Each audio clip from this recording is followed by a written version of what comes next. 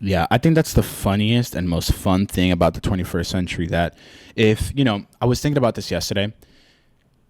Civilization, our ancestors have worked so hard to get us here. And now all that hard work is not piled up to the hardest work ever, the biggest puzzle and the most complex puzzle any person has ever had to face. And every single person is born with that puzzle. Every single person is born with the puzzle of how do I change my external environment? Because I see a lot of things because we have so much exposure right now. I see so many things that I want. How do I get those things without breaking myself, right? Because a lot of people can achieve things without looking internally, but by the time they get those things, they've broken themselves. They've had to change themselves where they don't even recognize themselves, and then they have to do a bunch of internal work.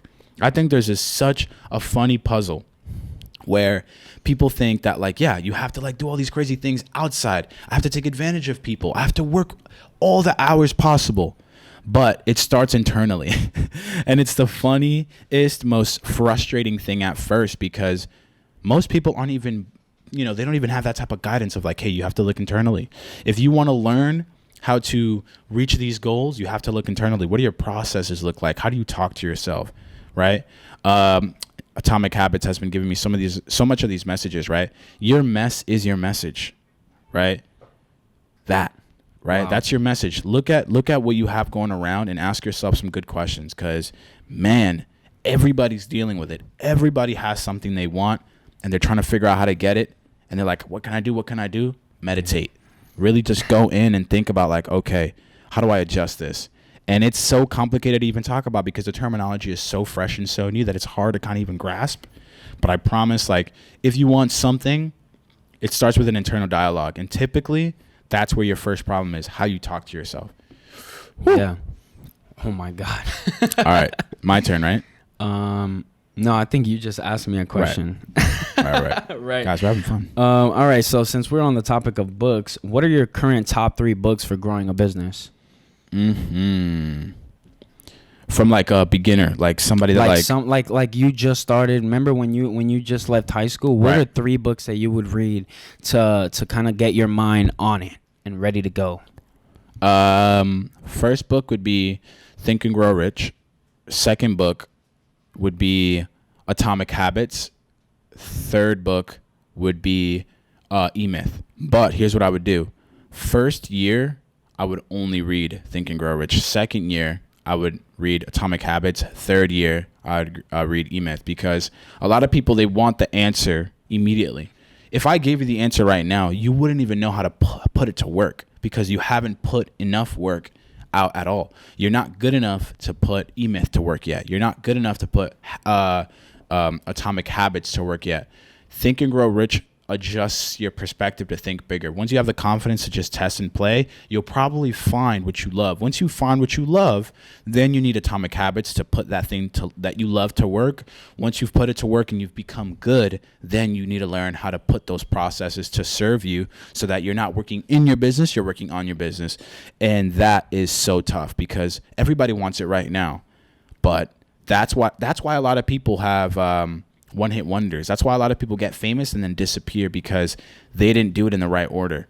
So many times I have to tell myself, I'm so lucky it's taking this long. I'm so lucky that I'm not there yet because that just means that I get stronger. I get to prepare for that battle. This kind of world of like, the dirt and the poverty and the not reaching my successes yet, even though in perspective we're all successful compared to the person that wants the things we want, I get to now prepare for when I do reach that success, and then I'll be able to better take advantage of that success and still stay protected, stay true to who I am, and stay a good person. Man, if you would have asked me this 5 years ago, I'd be like, give me $1 billion, right? But money will disappear. If you don't know how to use the energy, you don't know how to use the resources, you will misuse it. I think now with the perspective and the kind of the adversity that I'm facing, it's helping me reach that perspective. Got you. All right. Question number 3. Are you proud of yourself? Oh, sheesh. Wow. Right after that answer that I gave about looking inwards, I would say I am proud of myself. I would say that I put in a lot of work, gone through a lot of things. Would I say that I've been going at maximum that I could possibly go? if I had, if everything was perfect, no. But nothing's ever perfect. So I think that, yes, I am proud of myself. If I put my mind to that and I think about it, I'm very proud of where I've come from and where I'm at now and where I will be. I'm already proud because I know that the energy is going to just keep flowing and the growth is going to exponentially just stack on. And that's what I'm excited for too. Do you feel like 18-year-old version of you would be proud of yourself? Do you think how would your 18-year-old version of you react to where you are now? 18-year-old version of me would be flabbergasted, completely just in shock, would have not even would have thought that this is, what was going to happen. Because I was just in my own little system, going to college. I didn't really know where I was going. I felt lost. So I think if I told myself, like if I showed up and talked to my 18-year-old self and like, what? You did that, and that? Yeah. I thought I was scared of that. I thought we didn't do that. I thought, there's a lot of things that like what growth is like you're kind of peeling back old versions of you. And it's like a reptile, like a snake, like you get this skin and you grow into it and then now you're growing out of it because now you're growing into a new skin. And that has been what's happening over the past like 2-3 years, from rags to riches. Dude, I love that. I love that like visual example of like, you are where you are now and you're probably comfortable, right? And with that comfort, you could take the time to now start kind of like developing this new skin. Cause like when you develop new skin, it's soft at first. So like, you're comfortable now, start developing that new skin, prepare yourself, right? And which is hard, right? Preparing yourself for that new skin, because that's also something I'm learning in Atomic Habits, right?